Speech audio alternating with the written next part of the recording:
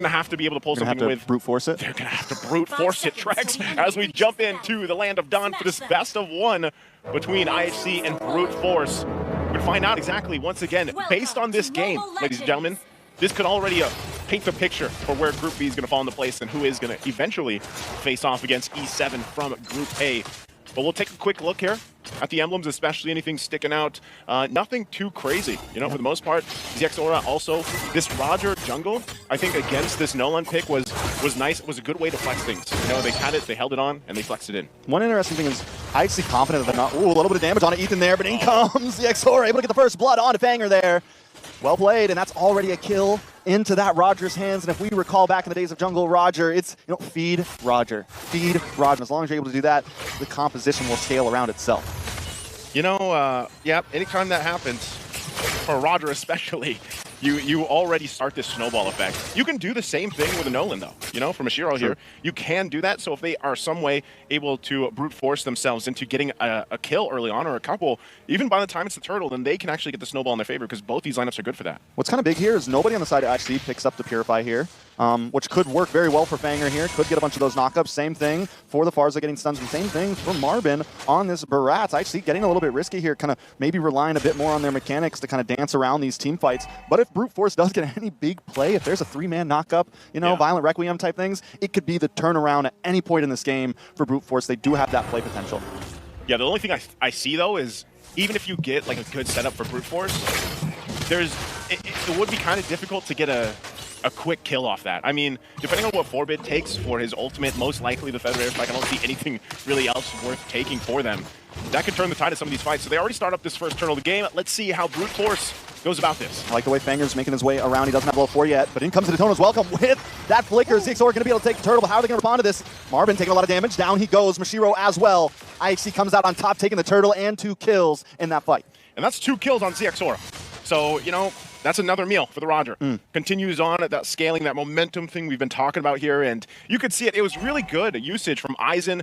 This is a signature pick for Aizen. The Terizla, he loves it. He was able to zone out members from Brute Force to even get towards that turtle and contest it. And unfortunately, Forbid. Damage on a Forbid. Forbid is able to just get away, though.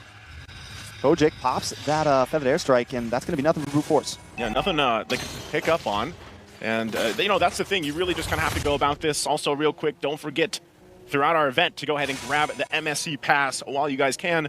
Get that started early while we're here in the wildcard stage. I haven't done that yet. You haven't done that yet? The skin does look nice, though. It does. You know, I definitely want to... I guess coins, like, I don't know if you haven't done that. You have? A little bit guess coins, yeah. NACT's got guess coins now. We do guesses, yeah. Oh, it's legit. NACT. That's new? Guess. Yep, last season started. Well, welcome to the guess coin addiction. Because that's what it feels like sometimes. Oh, I lost all my guess coins. You know? I think for most people, though, when they kind of watch these wildcards, I don't know who to guess, because that's why I don't like doing predictions for wildcard. If you look at this, IHC, having a heck of a game. Already get that flicker out, too, from Kojic. There's a response with the Feathered Airstrike. He got his own, though, so now they might actually go at this one more time. Ooh, Fanger, though, able to get the Violent Requiem, but nobody's there to help him out. Is he going to be able to get away from this? ZX Aura gets the kill under the tower there. Brute Force getting pushed against right now. Mashiro looks for the fracture. They're able to dash back, but he's going to get knocked up, taking out a double kill for ZX Aura. Now, Brute Force 5-1, 3K behind. IHC Esports taking control. ZX Aura is going to go ahead and grab this objective on top of everything he just did. Is he still going to go?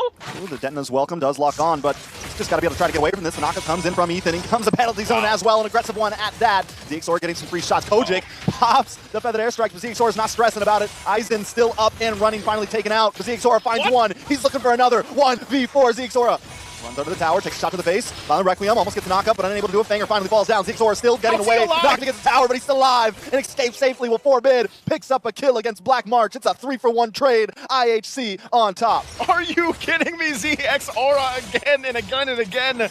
Brute Force was trying to just get the kill on ZX Aura, and they couldn't even touch him.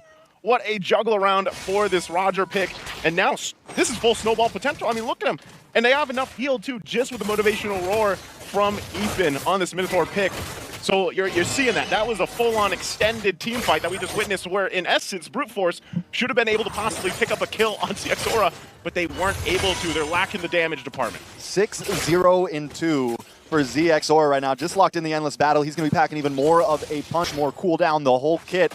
And that's a fast Raj right there. He is moving. He's got the War Axe in. He's got the Magic Boots in. I mean, he's got the Tough Boots in.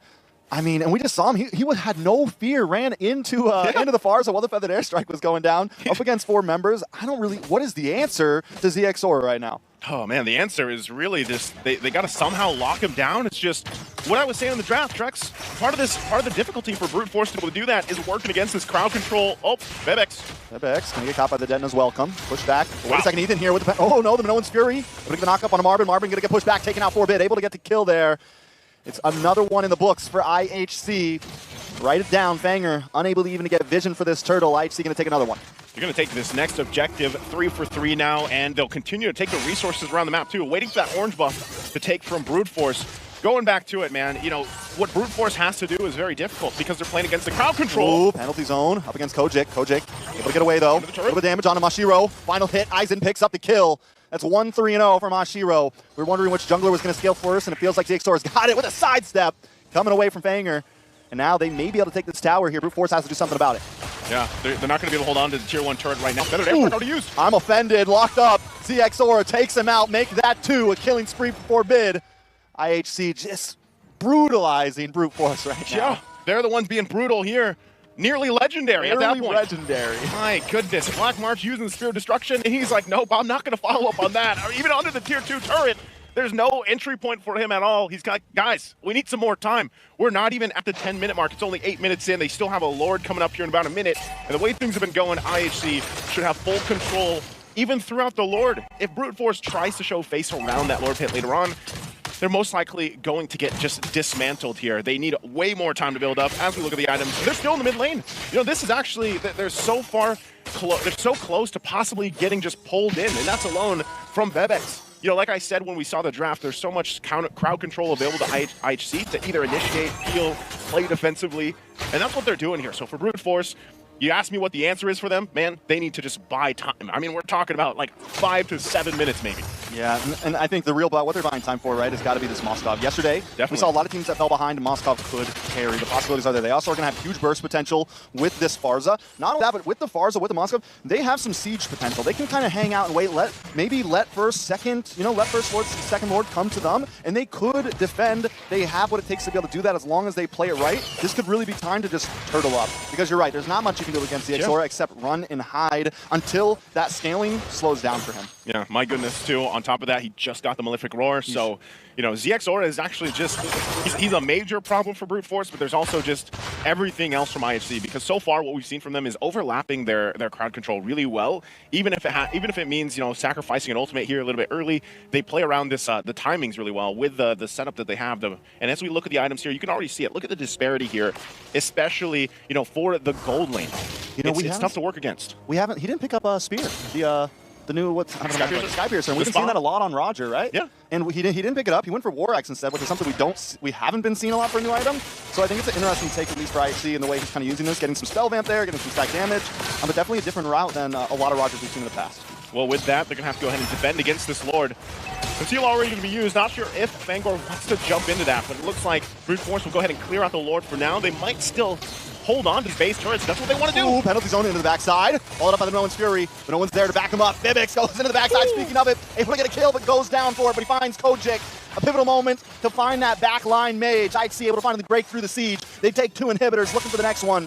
Are they going to move up for it? They don't have the minions. Might be time to back off, go to the jungle, get some gold, and try to starve out Brute Force. All right, IHC's happy with that. Again, first a Lord. They get 2 base turrets out of it.